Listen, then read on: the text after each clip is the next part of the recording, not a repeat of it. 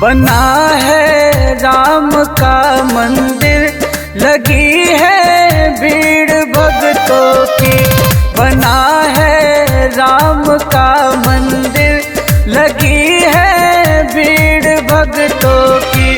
बना है राम का मंदिर, लगी है भीड़ भक्तों की।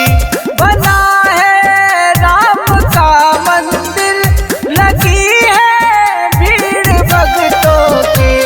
अधर्म की हार हो गई, विजय हो गई सनातन की।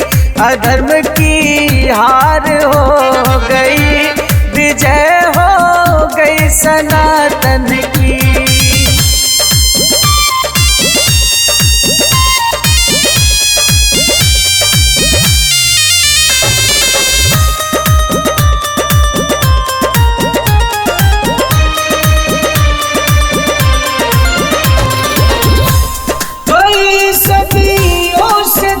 मनसा नजर मेरे राम आएंगे, भरी आँखों के अश्कों से प्रभु के चरण धोएंगे।